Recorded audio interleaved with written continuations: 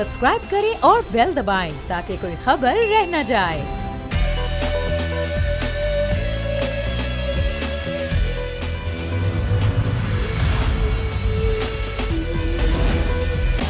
बिस्मिल्लाहिर्रहमानिर्रहीम, अस्सलाम वालेकुम। प्रोग्राम में मैं सुमैया रिजवान आपको खुश आमदीद कहती हूँ।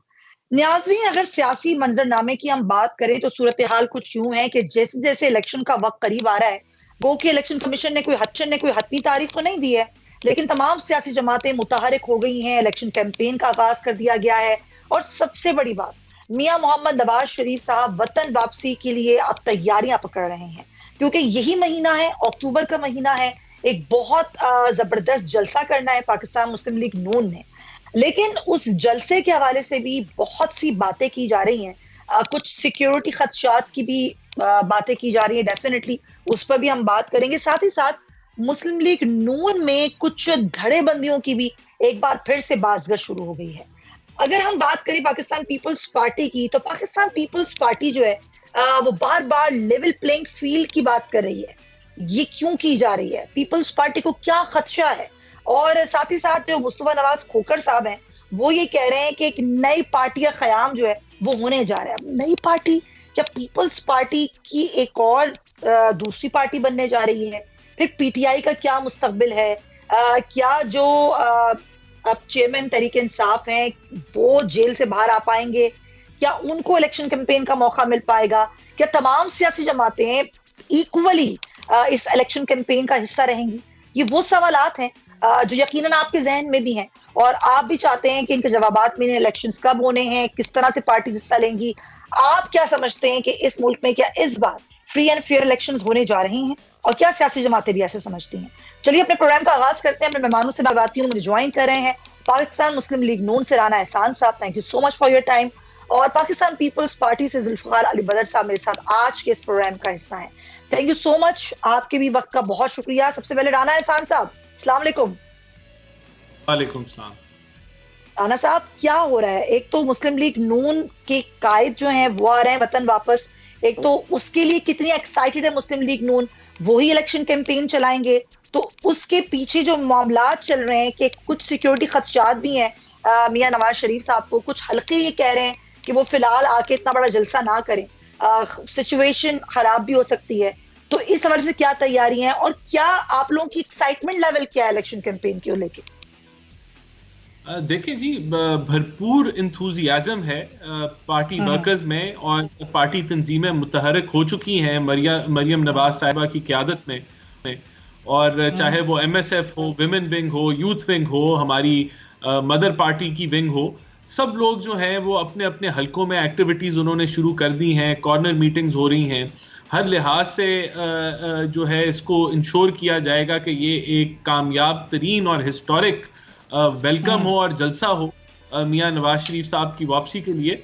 और जहाँ तक सिक्योरिटी कंसर्न्स हैं और इंतज़ामी अमूर हैं, उन मामलात पे अभी जो हमारी जमात है वो इंगेज्ड है, जो लोकल एडमिनिस्ट्रेशन है लाहौर की, उनके साथ। और इंशाल्लाह ताला हम सिक्योरिटी का प्लान भी उनसे शेयर करेंगे। उनके भी जो मुशावरत है उनके साथ मुशावरत में, तो जो काम भी करेंगे उनके परमिशन से ही करेंगे। तो इंशाल्लाह ताला पूरी उम्मीद है कि ये कामयाब और तारीखी वेलकम होगा। और मियां साहब के क्या वापस आना इस मुल्क के अंदर, मैं समझता हूँ कि आम आदमी के लिए भी ये एक उम्मीद की किरण जाहिर होगी, क्योंकि मियां साहब के पहले भी जो टेन्योर्स रहे उन्होंने मुल्क को दलदल से निकाला, मुश्किलात से निकाला। तो इसी उम्मीद की किरण बन के मियां साहब वापस आ रहे हैं और भरपूर वेलकम उनको पाकिस्तानी कौम करेंगे। लेकिन मियां साहब वतन आके ऐसा क्या करेंगे? वो मईशत को कैसे मुस्तहकम करेंगे? अभी 16 माह PDM की हुकूमत रही, मुस्लिम लीग नून के ही वजीर आजम थे मियां शहबाज शरीफ साहब, तो मियां नवाज शरीफ साहब मईशत को कैसे मुस्तहकम करेंगे? उनके पास कौन सा प्लान है जो वो लेके आ रहे हैं? देखिए, मैं कोई बड़ा क्लेम नहीं करूंगा कि ऐसा होगा भी नहीं कि वो 21 को आएंगे और 22 को जो है वो सारे मसाइल जो है वो पाकिस्तान के ख़त्म हो जाएंगे। हम कोई प्रोपोगेंडा बेस्ड क्लेम्स नहीं करना चाहते, लेकिन मैं आपको ये बताना चाहता हूँ कि 2013 का जो पाकिस्तान था, उस वक्त 2300 से 2500 टेररिस्ट इंसिडेंट्स होते थे मुल्क भर के अंदर। उस वक्त 16-16 घंटे की लोड शेडिंग थी, गैस की लोड शेडिंग थी, होनी अनहोनी की सिचुएशन थी। मुल्क के अंदर कोई फॉरेनर नहीं आता था और हमने 5 सालों में 4 सालों में मियां साहब की जो हुकूमत थी उसने बिजली के मसाइल को भी हल किया, दहशतगर्दी को भी हल किया, हमने ज़रबे अज़्द किया, रद्दुल फसाद किया, उसकी फाइनेंसिंग की, सियासी बिल दी, सीपेक लॉन्च किया, टैक्स कलेक्शन दुगनी की। ये सारे हदफ हमने तब भी किए थे, आगे भी हमें पता है कि अब मुल्क को प्राइवेटाइजेशन की ज़रूरत है, फिस्कल डिसिप्लिन की ज़रूरत है, हमें FDI लेके आनी है इस मुल्क में, और बहुत सारे मामलात हैं जहां स्ट्रक्चरल रिफॉर्म्स की जरूरत है। जो एजेंडा अधूरा रह गया था 2018 में, उसको हम मुकम्मल करेंगे इस दफा। और 16 महीने की बात आप करती हैं कि वो क्या था, उसमें जो खाई में, माशी खाई में खान साहब फेंक के गए थे मईशत को, हम उसी को बचाने में लगे रहे। और वो जो तसलसल जो तजर्बा जो इस मुल्क के साथ हुआ था, जो वो तबाही लेके आया अपने साथ, उसकी दुरुस्तगी में हम लगे। उसको टाइम लगा, अगले भी 1-2 साल मुश्किल हैं, लेकिन उसके बाद इंशाल्लाह अगर एक एक्सपीरियंस क़यादत अच्छे फैसले करेगी तो हम मुल्क जो है वो उभर के सामने आएगा और तरक्की की राह पे जाएगा इंशाल्लाह। चले ठीक है, देखते हैं, अब ये वक्त बता भी देगा कितना दुरुस्त है ये सारी जो सूरत हाल जो समझती है मुस्लिम लीग नून। जुल्फिकार साहब, अस्सलाम वालेकुम। जुल्फिकार साहब, पाकिस्तान पीपल्स पार्टी को क्या लगता है इस बार फ्री एंड फेयर इलेक्शंस होने जा रहे हैं? और दूसरा सवाल मेरा इसका ये है कि लेवल प्लेइंग फील्ड की बात क्यों कर रही है पीपल्स पार्टी, क्या खदशात क्या है? बिस्मिल्लाहिर्रहमानिर्रहीम। बहुत शुक्रिया सुमैया साहिबा, आपने अपने प्रोग्राम में बुलाया। देखिए, असल बात यह है कि इलेक्शन की तो पाकिस्तान पीपल्स पार्टी पहले दिन से ये बात करती आ रही है कि टाइम पे इलेक्शन होने चाहिए। और इलेक्शन जो है वो जब भी इलेक्शन कमीशन ने तो जनवरी का लास्ट वीक अनाउंस किया, पर हमारी यही डिमांड है कि एक पर्टिकुलर डेट अनाउंस कर दी जाए, ताकि उसके साथ स्केड्यूल, जो इलेक्शन का स्केड्यूल है, उसको अनाउंस कर दिया जाए, ताकि एक जो एटमॉस्फेयर में क्लैरिटी है वो आ जाए, लोगों में एक केओस, एम्बिग्विटी है वो खत्म हो जाए। बाकी चीज रह गई जो लेवल प्लेइंग फील्ड की बात कर रहे हैं, बिलावल साहब पहले भी ये कई दफा बात कर चुके हैं, और इसके अंदर बात का मतलब यही है कि पाकिस्तान पीपल्स पार्टी जितने भी तरक्याती काम जो कि खास तौर पे सैलाब ज़दगान के हवाले से, उनकी इंफ्रास्ट्रक्चर बिल्डिंग, उनके घरों के हवाले से जो चल रहे थे, डेवलपमेंट हो रही थी, उस सब को रोक दिया गया है, उसके फंड्स को मुंजमद कर दिया गया है। तो पीपल्स पार्टी की डिमांड लेवल प्लेइंग फील्ड की यही है कि अगर सिंध के अंदर आपने ऐसा किया है, जब तक इलेक्शन का स्केड्यूल अनाउंस नहीं होता, आपको कोई भी तरक्याती कामों के ऊपर जो है कदगन नहीं लगानी चाहिए। और फिर सिंध के अलावा बाकी पाकिस्तान में अगर ये काम हो रहे हैं तो सिंध में ही क्यों ब्लॉकेज की गई है उसमें। जी अच्छा, जुल्फिकार साहब को मैं ठीक से सुन नहीं पा रही, काफी डिस्टॉर्शन है उनकी आवाज में, जरा इसको ठीक कर लेते हैं। जब तक मैं बड़ा अहम एक पॉइंट है जो मैं रेज करना चाह रही थी। राना एहसान साहब, अब राना सनाउल्लाह साहब का तो स्टेटमेंट ये आ गया है कि मियां साहब वापस आएंगे, हिफाजती जमानत लेकर वापस आएंगे, अदालत के सामने सरेंडर कर देंगे। तो ये जो कानूनी पेचीदगियां हैं, डेफिनेटली अभी तो अदालत के सिर्फ मुजरिम ही करार है, वो आकर उनको ना सिर्फ अदालतों का सामना करना पड़ सकता है, जेल भी जाना पड़ सकता है। तो ये सारे कॉन्सिक्वेंसेस देख लिए कानूनी पेचीदगियां मुस्लिम लीग नून ने। देखिए, मियां साहब कभी भी कानून के सामने उन्होंने लड़ाई नहीं की कानून के साथ। आपको याद होगा कि जब उनकी बेगम बिस्तरे मर्ग पे थी और वो लंदन में थे, उनको सजा हो गई उनके पीछे, उनको भी और उनकी बेटी को भी, तो उन्होंने ये जानते हुए कि वो गिरफ्तार हो जाएंगे, उन्होंने अपनी गिरफ्तारी दी पाकिस्तान आके, और अपनी बेटी की गिरफ्तारी भी दी। ये कोई छोटा मामला नहीं है। यहाँ तो लोगों को अगर अरेस्ट वारंट उनको अरेस्ट करने जाए, अरेस्ट वारंट पेश करें, तो लोग पुलिस पे पेट्रोल बम मारना शुरू कर देते हैं, खवातीन को पार्टी की आगे कर देते हैं, लड़ाई झगड़ा कर देते हैं। तो ये हमारी रिवायत नहीं है। अभी भी जो अदालतें हैं उनके सामने मियां साहब कानून के सामने अपने आप को सरेंडर करेंगे। खुद उधर एफिडेविट हमारी लीगल टीम इन हर मामलात को देख रही है, वहाँ खुद हम पेश होंगे और जो कानूनी रास्ता हुआ वो हम अपनाएंगे और उसको मानेंगे। लेकिन जो प्लान है, उस प्लान में तो ये चीज अभी शामिल नहीं है। प्लान तो ये है ना कि मियां साहब को लेके सीधा जाया जाएगा और जलसा किया जाएगा, यही प्लान है अगर मैं गलत नहीं हूं। तो फिर ये कॉन्सिक्वेंसेस को कैसे देखा जाएगा उस दौरानिये में? देखिए, वो अदालत से स्टेज निकाली जाएगी, अदालत में एफिडेविट जमा कराया जा सकता है जो उनको बताएगा कि हम खुद पेश होंगे अदालत में फलानी डेट के ऊपर। उस बेसिस के ऊपर गुंजाइश निकाली जा सकती है। ये लीगल टीम इसको स्टडी करती है और वो गुंजाइश निकालेगी। जब एक खुद आप अच्छा। अदालत को लिख दे दें कि हम इस टाइम पे इस वक्त आपके सामने आ जाएंगे, तो बहुत सारे तरीके होते हैं, वो लीगल टीम स्टडी कर रही है और ये भी कानूनी तरीके निकाल के ही हम आगे बढ़ेंगे। नहीं तो ये कानूनी तरीके डेफिनेटली पहले ही निकाले जाएंगे ना राना साहब, अगर एयरपोर्ट से ही मीनार पाकिस्तान जाने का प्लान है तो ये तो पहले ही होगा डेफिनेटली। बिल्कुल आप सही फरमा रही हैं। तो प्रोटेक्शन बेल का ऑप्शन जेरे गौर है, प्रोटेक्शन बेल दी जाएगी? जी बिल्कुल है, जी बिल्कुल। और अगर इस प्लान में कुछ तब्दीली आ सकती है, डेफिनेटली कानून का मामला है, अगर मियां साहब को उतरते ही वतन में गिरफ्तार किया जाता है तो प्लान बी क्या है मुस्लिम लीग नून का? देखिए फिर तो हम इजाजत, ये हमारी लीगल टीम इंशाल्लाह गुंजाइश निकालेगी जी। अगर अच्छा। ऐसा कुछ किया जाता है तो हम कानून हाथ में नहीं लेंगे, लेकिन ऐसा नहीं होगा इंशाल्लाह ताला। जब एक आदमी जिसका पता है वो बेगुनाह है, उसके साथ उसकी प्लानिंग के तहत तो सजाएं दी गई, वो और फिर भी वो कानून के सामने पेश हुआ और कानून से हटा नहीं, कानून से लड़ा नहीं, वो आज भी नहीं लड़ेगा, लेकिन ऐसा नहीं होगा इंशाल्लाह। अच्छा, ये जुल्फकार साहब को मेरी आवाज आ रही है? जी जी मुझे आ रही है। चलें, good to hear you Zulfikar sahab. ये पार्टी, नई पार्टी की बात हो रही है, ये मुस्तफा नवाज खोखर साहब क्यों बातें कर रहे हैं कि नई पार्टी का ऐलान कर देंगे, और वो ये कह रहे हैं कि इसी महीने कर देंगे, अक्टूबर में ही कर देंगे? देखिए मुस्तफा नवाज खोखर साहब एक इंडिपेंडेंट आदमी है, हमारे तो भाई हैं। वो अगर नई पार्टी बनाना चाह रहे हैं, वो समझते हैं कि वो नई पार्टी बना के और उनके जो नए साथी उस पार्टी में होंगे वो मुल्क के अंदर कोई ऐसी तब्दीली या ऐसी बेहतरी ले आएंगे कि वो पहले हुकूमत में रह के नहीं ले आ सके और अब ले आएंगे। आप जितने भी लोग उनके साथ हैं, उनके साथी हैं, अगर इस मुल्क में प्राइम मिनिस्टर से बड़ी तो पोस्ट कोई नहीं होती कि जो इतना पावरफुल आदमी एज ए प्राइम मिनिस्टर हो और वो कोई मुल्क के अंदर बेहतरी ना ला सके, तो जब हुकूमत में रहने के बाद रहते वक्त ना ला सके, उसने बाद में क्या लेके आनी है? तो ठीक है, वो ट्राई है, एक राइट है उनका, फंडामेंटल राइट है, वो पार्टी बनाए या सियासत करें और जिसको साथ जोड़ना है जोड़े। ये सिर्फ इख्तिलाफ राय है और उस इख्तिलाफ राय में उन्होंने समझ लिया कि एक इंडिपेंडेंट पार्टी है, तो उनका बिल्कुल जायज राइट है, उनको करने देना चाहिए। ये इंडिविजुअली बयान है मुस्तफा नवाज खोखर का कि मियां मोहम्मद नवाज शरीफ की वापसी जो है वो एक डील के तहत हो रही है, या पीपल्स पार्टी भी ऐसे ही समझती है?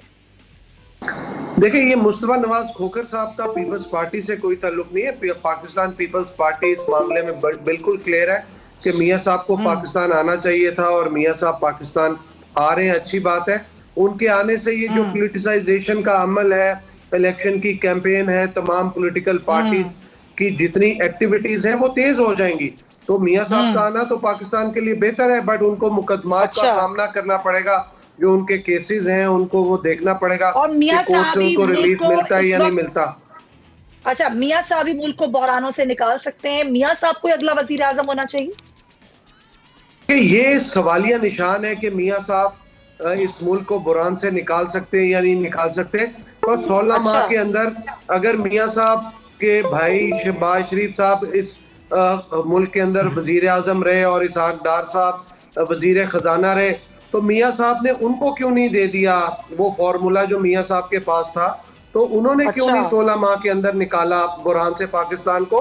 तो पाकिस्तान तो मियां साहब का मुल्क है। इसका मतलब है कि कोई मियां साहब समझते हैं कि उनका भाई और उनका जो मियां इसहाक डार साहब हैं उनके अंदर काबिलियत नहीं थी कि उनको फॉर्मूला नहीं देना चाहिए, या मियां साहब समझते हैं कि मैं ही पाकिस्तान आऊंगा तो मैं ही उस फॉर्मूले को अप्लाई करूंगा तो पाकिस्तान बुरहान से निकलना चाहिए।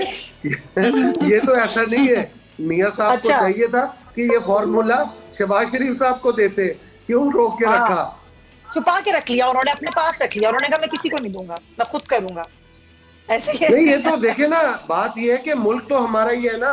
मियां साहब फॉर्मूला इस्तेमाल करें या मियां शहबाज शरीफ साहब, उससे क्या फर्क पड़ता था? ताकि 16 माह की जो कारकर्दगी है वो तो बेहतर हो जाती। अब मियां साहब के आने से ऐसा कौन सा वो फॉर्मूला है जो मियां साहब खुद आके अप्लाई करेंगे तो चलेगा? तो मियां शहबाज शरीफ साहब जब थे तो वो नहीं चला। ये बड़ा वैलिड क्वेश्चन है कि ऐसा कौन सा फॉर्मूला ऐसी कौन सी गिरर सकी उनके पास मौजूद है जो कि मियाँ साहब ही अप्लाई करेंगे और मुल्क बहरानों से निकलेगा, उनके भाई नहीं कर सकते थे। बहुत शुक्रिया, वक्त की कमी है वरना मैं जरूर इस पे पॉइंट लेती। राना एहसान साहब से भी काफी बात हुई है, थैंक यू सो मच। बदर साहब आपकी वक्त का बहुत शुक्रिया, क्योंकि एक बड़ी अमेजिंग खबर मेरे पास है और बहुत सारी अजीब और गरीब खबरों में जब अच्छी खबर आती है तो मेरा दिल करता है मैं अपने नाजरीन के साथ शेयर करूं। और खबर कुछ यूं है कि पंजाब की तारीख में नाजरीन पहली बार एक प्लास्टिक रोड बन गई है। भी प्लास्टिक रोड क्या होती है? और जो निगरान वजीर आला है मोहसिन नकवी, उन्होंने जो जिम खाना माल रोड से लेकर जेल रोड तक बनने वाली इस इफ्तिताह कर दिया है, इस सड़क का इफ्तिताह कर दिया और बताया है कि ये रोड 1.25 किलोमीटर तवील है। अब ये रोड कैसे बनी है, ये रोड का क्या पीछे मैकेनिज्म है, ये सड़क कैसी है, कहां तक जाएगी, इस पर हमारी नुमाइंदा है फातिमा शिराजी। हम उनसे बात करते हैं जो कि इस वक्त प्लास्टिक रोड पर ही मौजूद है। जी फातिमा, ये प्लास्टिक रोड का कैसे बनाई गई है और किस तरह और कहां इसका रकबा कितना होगा? बिल्कुल, इस वक्त मौजूद हूँ मैं पंजाब फर्स्ट प्लास्टिक रोड के ऊपर, जो कि पंजाब का सबसे पहला और बहुत ही अच्छा इनिशिएटिव है। ये रोड प्लास्टिक के जितने भी वेस्टेज हैं उनसे बनाई गई है।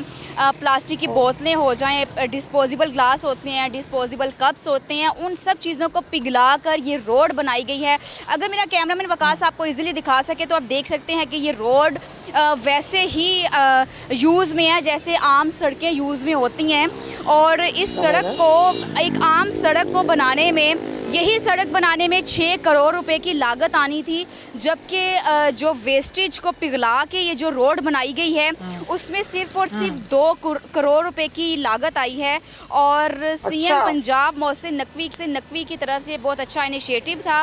इस रोड की तामीर के बाद कई ऐसी निजी कंपनीज हैं जिन्होंने प्लास्टिक का ठेका लेना शुरू कर दिया ताकि सरकारी सतह पर जो है मजीद ऐसी रोड्स जो हैं वो तामीर की जाए। थैंक यू सो मच, आप बड़ी जबरदस्त खबर दे रही थी। प्लास्टिक रोड, प्लास्टिक वेस्टेज जो कि हमारे माहौल के लिए बड़ा खराब है, अगर उससे सड़कें बनना शुरू हो जाएं तो क्या ये अच्छी बात हो। आज पंजाब में बनी है, बड़ा जबरदस्त है, पूरे मुल्क में बननी चाहिए और होना चाहिए प्लास्टिक वेस्टेज का सही इस्तेमाल।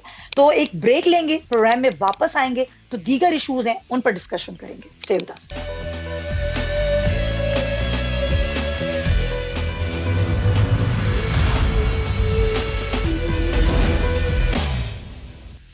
Welcome back to the show नाजरीन। और जब मैं आपसे बात करने जा रही हूँ तो लिटरली मेरे रोंगटे खड़े हो रहे हैं। और आपको पता है कि जब चाहे वो बच्चों पे जुल्म हो या औरतों पे जुल्म हो, मेरे दिल से बात भी निकलती है और आवाज भी निकलती है। और मैं कोशिश करती हूँ कि अपने इस प्रोग्राम के प्लेटफॉर्म से इस तरह की बात को, इस तरह के वाकयात को जरूर इस पर ना सिर्फ बात करूँ, बल्कि इन संगीन मामलात का हमारे मुल्क में अजाला भी होना चाहिए। मैं बात कर रही हूँ एक ऐसी वायरल वीडियो की जिसको आपने सोशल मीडिया पर देखा होगा, जिसको देख के इंसानियत शर्मा गई। ऐसा जुल्म, ऐसी बर्बरियत। शेखुपुरा में, वीडियो भी मैं आपको साथ साथ दिखाती हूँ, शेखुपुरा में एक ऐसी वीडियो मंजर आम पर आती है कि एक औरत है, एक बूढ़ा शख्स है जो उसको बुरी तरीके से मार पीट रहा है, तशद्दुद का निशाना बना रहा है। छोटे छोटे बच्चे हैं जो यकीनन इस औरत के बच्चे हैं, अपनी माँ को बचाने के लिए अपने नन्हे नन्हे हाथों से उस मर्द को रोक रहे हैं। खबर ये मालूम होती है कि ये औरत बहू है इस शख्स की, ससुर अपनी बहू पर तशद्दुद कर रहा है। वजह क्या थी? खाना देर से देना। खाना देने में ये औरत, इसकी बहू लेट हो गई तो इसने इसको तशद्दुद का निशाना बनाया। और पता यूं भी चला है कि ये मामूल है इनके घर का। इसका शौहर मुल्क से बाहर मुलाजमत के सिलसिले में रहता है और ये अपने ससुराल वालों के साथ यहाँ पे रहती है। और पता नहीं कब से ये जुल्म सितम का निशाना बनती रहती है। और जैसी कितनी ही औरतें, कभी हम सुनते हैं कि जला के मार दिया, कभी हम सुनते हैं तशद्दुद करके मार दिया, कभी शौहर के हाथों, कभी ससुराल वालों के हाथों। लेकिन ये वाकयात थमते क्यों नहीं है? इसकी सबसे बड़ी वजह सजा ना होना, औरतों का आवाज ना उठाना। क्योंकि अभी इस खबर का ये पहलू है कि इस खबर के यानी कि इस वीडियो के मंजर आम पे आती है कि मुकदमा दर्ज होता है सरकार की मदयत में। फिर एक और वीडियो वायरल होती है इस खातून की, जिसमें वो कहती भी नजर आती हैं कि मैंने बदतमीजी की थी अपने ससुर से, इसीलिए उन्होंने मुझ पर हाथ उठाया, मैं किसी किस्म की कोई कानूनी कार्रवाई नहीं करना चाहती। मामला खत्म हो गया। लेकिन मामला खत्म नहीं हुआ। मैं ये कहना चाहती हूँ बहैसियत औरत, अगर वो मुझे सुन रही हैं, आप इतना जुल्म बर्दाश्त ना करें, क्योंकि आपकी जान बहुत कीमती है, आपके बच्चों के लिए, आपके लिए। आज आवाज उठाइए, आज मजबूत हो अपने लिए, अपने बच्चों के लिए, और अपनी जान बचाइए, किसी के जुल्म का शिकार मत बने। आप अगर आज कमजोर बन गई तो आगे आपके बच्चों के लिए मुश्किल हो सकती है। खैर, इसी पे बात करने मौजूद हैं, सोशल एक्टिविस्ट हैं, बहुत ही मशहूर मैरिज ब्यूरो से आपका ताल्लुक है मिसेस खान, और हमेशा वो खवातीन को नसीहत करती हुई नजर आती हैं, चाहे जैसे भी हालात हो ससुराल में गुजारा करो। तो आज उनका पॉइंट ऑफ व्यू पे क्या, उनसे बात करेंगे। बहुत शुक्रिया मिसेस खान, आपने वक्त दिया। ये बहुत ही अफसोसनाक और हसास वाकया है कि एक ससुर अपनी बहू पर तशद्दुद कर रहा है, और घर का मामूल भी है, छोटे छोटे बच्चे बचा रहे हैं इस औरत को, अपनी माँ को। आप क्या कहेंगी जब आप पे किस तरह असरअंदाज हुई जब आपने ये वीडियो देखी? इस वाक़े पे मैं क्या कहूँगी? इस वाक़े पे मैं ये कहूँगी कि ये बड़ा जुल्म होता है इंटीरियर पंजाब में, ज़्यादातर जिनके हस्बैंड बाहर होते हैं। यही नहीं कि सिर्फ उनके ऊपर ये तशद्दुद किया जाता है, मारपीट की जाती है, बल्कि उनको, इन औरतों को हर तरह से यूज़ किया जाता है। ये तो बहुत कम बताया आपने, इनको हर तरह से यूज़ किया जाता है। ये घर का सारा काम करती हैं, बच्चों का काम करती हैं, अगर कोई पैरालाइज्ड हो घर में तो उसका भी पूरा काम करना पड़ता है, और किसी को खुश करने के लिए उसके पास भी इनको चले जाना पड़ता है, वरना उस बात पर भी इनकी बहुत पिटाई होती है, उस बात पर भी। और उनको इतना डराया जाता है कि वो मुंह से एक लफ्ज नहीं निकाल सकती। जैसे इस खातून ने कहा कि मैं कोई कार्रवाई नहीं चाहती, क्योंकि इसको पता है कि अगर कोई कार्रवाई करूंगी तो मेरे पास कोई जगह नहीं होगी जाने की। माँ बाप भी गरीब होते हैं या मर गए होते हैं, तो फिर वो अपने बच्चों को घर बार छोड़कर कहाँ जा सकती है? वो इतनी मजबूर होती है कि मार धाड़ वगैरह तशद्दुद वो सब अपने ऊपर ले लेती है, ताकि वो अपने बच्चों के पास रह सके और दो रोटी उसको भी मिल सके। पता नहीं वो देते भी होंगे या नहीं। आपने तो बड़ा इससे ज्यादा दर्दनाक पहलू बता दिया मिसेस खान कि वो यूज होती हैं औरतें। बड़ा ही अजीब और गरीब मामला है। आप तो हमेशा औरतों को ये नसीहत करती हुई नजर आती हैं कि चाहे जैसे भी हालात हो ससुराल में गुजारा करो, लेकिन इस तशद्दुद में तो जला के मार देते हैं, अक्सर तो जान से चली जाती हैं। फिर क्या करें वो लड़कियां, वो औरतें क्या करें? इतनी एक्सट्रीम तक बेटा मैं कभी भी नहीं कहती कि आप पर इतना तशद्दुद हो रहा हो, आपके ऊपर हर तरह की आपके साथ बदतमीजी हो रही हो, and you still stay in this house. नहीं, आप अपना एक्शन लें और आप बिल्कुल आप सेफ हैंड्स में जाएं, और ऐसा घर बिल्कुल छोड़ दें, बिल्कुल छोड़ दें जहाँ पे आपकी एक जर्रा भर इज्जत ना हो। देर होने से अगर ससुर मार धाड़ करेगा तो उसको तो चाहे ये केस करे या ना करे, गवर्नमेंट केस करके उसको बिहाइंड द बार्स करे, ताकि लोगों को पता चले कि हाँ इस ऐसी चीजों पर हम पर केस हो सकता है।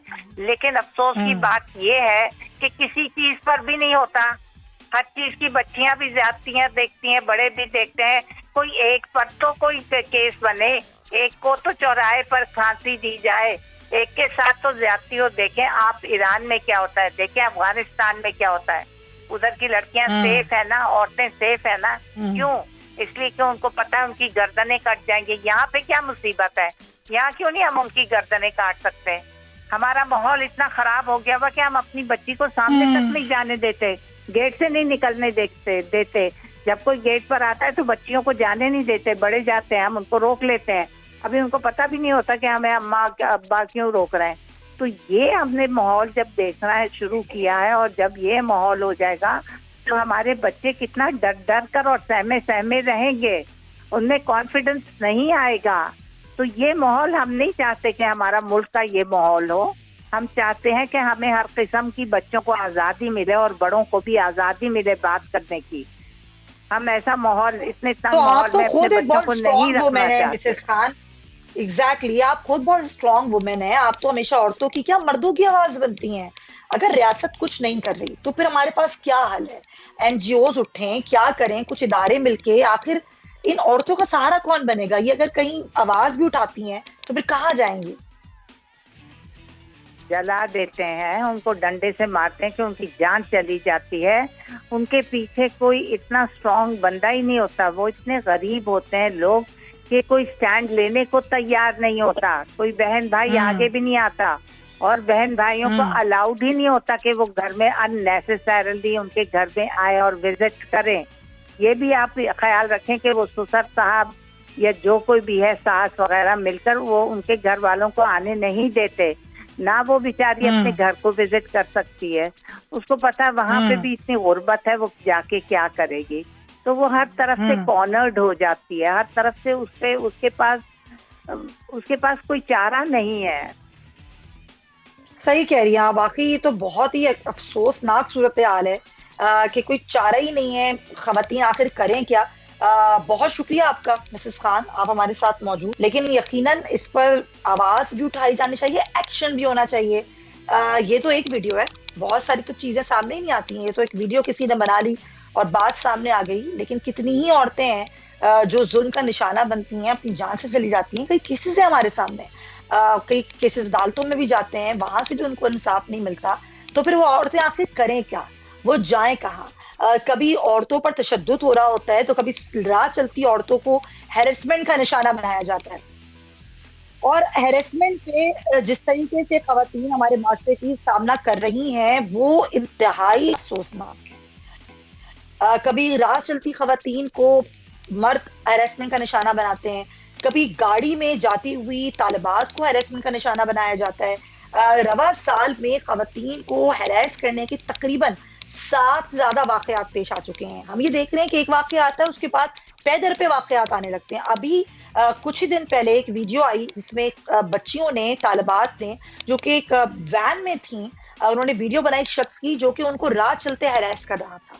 ऐसे कई वाकयात हैं जो कि भरे पड़े हैं। खवातीन का बाहर निकलना मुश्किल हो गया है, अकेली गली में वो नहीं जा सकती हैं, वो कहीं अकेले पैदल सफर नहीं कर सकती। पैदल क्या, आजकल खवातीन मोटरसाइकिल चला रही हैं, वो उस तरह सफर नहीं कर सकती, गाड़ी चला रही हैं, सफर नहीं कर सकती। ये क्या जंगल का कानून है, आखिर क्या है? इसी पर हम बात करेंगे। आखिर लोगों की साइकोलॉजिकल क्या मामलात होते हैं। यकीनन इल तो होते हैं, लेकिन और क्या मामलात होते हैं। मैं ज्वाइन करें डॉक्टर मुईस, हम उनको वेलकम करते हैं और उनसे इस टॉपिक पर बात करते हैं। अस्सलाम वालेकुम डॉक्टर मुईस साहब। डॉक्टर साहब, ये क्या ज़हनी बीमारी होती है इन लोगों को, या क्या कहूँ मैं इसको, आप बेहतर बता सकते हैं। ये इस तरीके से राह चलते हैं हैरेस करना, अजीबोगरीब हरकतें करना और फिर डरना भी नहीं, ये कौन लोग होते हैं? बिस्मिल्लाहिर्रहमानिर्रहीम। पहले तो ये समझ लें कि जब इंसान की फ्रस्ट्रेशन बढ़ जाए, जब वो उसके पास कोई रास्ता ना हो, ना खेल कूद के मैदान हो, ना कोई और चीज हो, तो इंसान फ्रस्ट्रेशन में ऐसी हरकतें करता है। फ्रस्ट्रेशन इंसान को जुल्म की तरफ ले जाता है, गुस्से की तरफ ले जाता है, डिप्रेशन की तरफ ले जाता है, बेहयाई की तरफ ले जाता है, या फ्रस्ट्रेशन इंसान को शो ऑफ की तरफ ले जाता है। वो शो करना चाहता है कि मैं कुछ, स्पेशली उन लोगों को जिनका कोई मकाम नहीं है सोसाइटी में, तो वो शो ऑफ करना चाहते हैं कि मैं कुछ चूज हूं। लेकिन मुझे एक अजीब सी बात लगी, जो वैन वाला गाड़ी चला रहा था, बच्चों को लेके जा रहा था, उसने वैन रोककर उस बंदे को क्यों नहीं पकड़ा? जो लोग सड़क पे देख को, उन्होंने क्यों नहीं रोका? इसका मतलब है कि पूरे की पूरा माशरा बेहिस हो चुका है, किसी को परवाह नहीं। दिन दहाड़े लोग लूटे जा रहे हैं, बंदा गाड़ी में देख रहा है कि सामने गाड़ी को लूटा जा रहा है, भाई तू जाके कुछ करता है कि अपनी गाड़ी लेके क्यों नहीं जाता एकदम से उसके पास? तो मसला ये हो गया कि यहाँ बेहिस है माशरा, जिसके ऊपर पड़ती है, जिस पे मुसीबत आती है, वो भुगते, किसी को कोई परवाह नहीं है। दूसरा, इस माशरे में बड़ी अजीबोगरीब चीज है, ये जो वाकयात मुसलसल आ रहे हैं, इनमें से अक्सर तो रिपोर्ट नहीं होते, जो रिपोर्ट होते हैं वो मंतक के अंजाम पर नहीं पहुंचते। तो मैं ये पूछता हूँ, पुलिस वाले की बेटी के साथ हो, ब्यूरोक्रेट की बेटी के साथ हो, क्या वो अपनी बेटी के लिए कुछ करेंगे नहीं? सही बात है। ये कैसे हो सकता है कि आप उस जगह पर मौजूद हो जहां आप कानून को नाफिज कर सकते हो, जहां आप लोगों को कटोरे में लाकर इंसाफ दिला सकते हो, तो आप डॉक्टर साहब, दूसरों की बेटी को डॉक्टर साहब देखिए, असल एग्जैक्टली डॉक्टर साहब, आप, मैं चाहूंगी जरा पानी पी लें, गला साफ कर लें। एक सवाल भी मेरा आप ले लें कि वही बात है ना, थाना कल्चर, अदालती निज़ाम, जिस तरह की सिचुएशन का खवातीन को सामना करना पड़ता है, तो वो खवातीन जो रेप का निशाना बनती हैं वो भी घबराती हैं मुकदमा दर्ज करते हुए कि उनको एक अजियत से बार बार गुजरना पड़ेगा। तो यहाँ पर या तो हमारी रियासत ऐसे मामलात कर दे आसान कि रिपोर्ट कराना बहुत आसान हो, ऑनलाइन रिपोर्ट दर्ज कराई जा सके, खवातीन को जाना ना पड़े, वो बता सकें, कह सकें और मामला भी हल हो सके। क्या कुछ इस तरह नहीं हो सकता? 70 साल हो गए इस मुल्क को, 70 साल से ज्यादा हो गए, आज तक आपका कोई ऐसा कानून नहीं बना कि सड़क पे चलने वाला शख्स जो है उसके क्या इख्तियारात हैं, उसके लिए गाड़ी चाहिए कि नहीं। आपके 70 साल में ये कानून नहीं बना, तो आप ये जो बात कर रही है कि ये आसान हो जाए, कैसे आसान हो? या इंडस्ट्री लेने के लिए लोग आते हैं कि इंडस्ट्री हम लगाते हैं, सही बात है, वो भाग जाते हैं कि यार हमें यहाँ इन्वेस्टमेंट नहीं करनी। जब तक एक चीज याद है कि किसी भी माशरे को बर्बाद करने में जो चंद अवाम है उनमें से एक जो सबसे खतरनाक शय है जो माशरे को बर्बाद करता है, वो होता है इंसाफ और अदल का ना होना। सही बात है। अगर लड़के पकड़े जाए और फौरी सजा हो, और सजा भी ऐसी हो कि टीवी सोशल मीडिया पे दिखाई जाए, कोड़े लगाए जाए उनको। सही बात। मजाले दूसरा लड़का ये हरकत करेगा नहीं करेगा, मगर जब आपको पता है कि आपको कोई रोक सकता, पुलिस पकड़ेगी, आपने कुछ पैसे उनके हाथ में दे दिए, आप निकल गए, तो अब आपकी मतलब फ्री फॉर ऑल एक ऐसा मुल्क है जिसमें कोई कानून नहीं, सिर्फ किताबों में, सारे कानून किताबों में, अमलन कुछ चीज नहीं है। तो इंसान के अंदर जो एक उसकी ईगो है, उसकी मस्ती है, उसका तकब्बुर है, उसकी मैं है, वो इतनी उसको मौका मिल रहा है। डॉक्टर मोइज साहब, बिल्कुल आप दुरुस्त फरमा रहे हैं, वक्त की कमी है। बहुत जबरदस्त गुफ्तगू आपने की, thank you so much for it. कि जब पता होगा कि सजा और जजा का कोई निजाम नहीं है, तो जिसका जो दिल चाहेगा वो जंगल कानून समझ के करता फिरेगा, जो कि हमारे मुल्क में हो रहा है, लेकिन ये होना नहीं चाहिए। लेकिन एक और मामला है जो कि हो रहा है, वो है तालीम का निजाम, और मैं उस तरफ बढ़ रही हूँ क्योंकि मेरे पास खबर ये है कि हजारों तलबा को एक जैसे नंबर और मैट्रिक इम्तिहान के नताइज में इस साल भी बड़ी बेकायदगियों का इंकशाफ हुआ है। कोई नई बात नहीं है, मैट्रिक के तलबा, 9 मैट्रिक के तलबा इस तरह की बेकायदगियों का हर साल सामना करते हैं, कोई पूछने वाला नहीं है। अब एक जैसे नंबर्स दे दिए गए, यानी कि जो अच्छा पढ़ने वाला बच्चा था उसको भी वही नंबर मिले, जिसने नहीं पढ़ा उसको भी वही नंबर मिले। तो रिपोर्ट ये कहती है कि 407 तलबा को 999, 885 तलबा को 888 और 839 तलबा को 901, 907 तलबा को इस तरह नंबर्स दिए गए हैं। और जो तालीम है, महकमा तालीम है, उसने नताइज तब्दील करने वालों के खिलाफ तहकीकात का फैसला किया। लेकिन बच्चों के मुस्तकबिल का क्या होगा, इस पे बात करें। राजा इमरान हमारे साथ हैं, उनसे जरा डिटेल लेते हैं। राजा इमरान, ये क्या मामला है और महकमा तालीम क्या कहता है इस मामले पर? देखें जी, ये कोई नई बात तो है नहीं है। इससे पहले भी अगर गुज़श्ता साल की बात की जाए तो उस मरतबा भी जो है 29,000 के करीब तलबा जो फेल थे, और बाद में सप्लीमेंट्री जो एग्जाम दिया गया था उसमें 3,500 या 4,000 के करीब तलबा ने हिस्सा लिया था, लेकिन 29,000 तलबा जो है वो पास हो गए थे। इस साल भी ये बेकायदगियां जो हैं वो सामने आई हैं, और इस हवाले से यकसर नंबर जो है मुतअद्दिद इस किस्म के नंबर हैं जो एक ही तरह के हैं, और काफी ज्यादा नंबर हैं। जैसे 999, 888 की अगर बात की जाए तो ये भी मुतअद्दिद जो तलबा हैं उनको दिए गए हैं। इसी तरीके से 901 नंबर जो है वो भी, तो ये एक किस्म की जो है शको शुबा। तो राजा इमरान ये बताएं तहकीकात कैसे होंगी, क्या मैकेनिज्म क्या बनाया जा रहा है? महकमा तालीम सिंध ने कोई टारगेट दिया है इस पर, कैसे तहकीकात होंगी? देखिए, इस हवाले से ज़राए का यही कहना है कि वज़ीर आला सिंध की जानिब से, जो निगरान वज़ीर आला सिंध है उनकी जानिब से जो है चेयरमैन मैट्रिक बोर्ड जो है उनको भी इस हवाले से बुलवाया गया। और इस हवाले से अगर इंतजामिया की बात की जाए, बोर्ड इंतजामिया की बात की जाए, तो उनका भी ये कहना है कि इस हवाले से जो है तहकीकात करवाई जाएगी। अलबत्ता इस हवाले से आपसे थोड़ी देर पहले एक प्रेस रिलीज भी जो है वो जारी की थी, जिसमें उन्होंने बेज़ाब्तियों के हवाले से जो है खबरों को कहा कि ये इस किस्म की चीजें नहीं है। और इस हवाले से उनका ये भी कहना है कि ये हो सकता है कि चूंकि इतने ज्यादा लोग होते हैं तो ये सारे नंबर जो हैं वो एक जैसे हो सकते हैं। तो ये अभी तक जो अजीब बात है राजा इमरान साहब कि अब महकमा तालीम से मैट्रिक बोर्ड जो है वो इस तरह की बात कर रहा है। खैर, इसकी तहकीकात होनी चाहिए, बच्चों के मुस्तकबिल का मामला है। बहुत शुक्रिया, आपने हमें इत्तला किया। नाज़रीन, इसके साथ प्रोग्राम का तो वक्त खत्म होता है। अब हम उम्मीद करते हैं कि सूरत हाल बेहतरी की तरफ जाए, चाहे वो तालीम का निज़ाम हो, सेहत का या कानून का। प्रोग्राम का वक्त खत्म होता है। इंशाल्लाह जिंदगी रही, सेहत रही, तो आपसे कल मुलाकात होगी। अपना बहुत ख्याल रखिएगा। अल्लाह हाफ़िज़।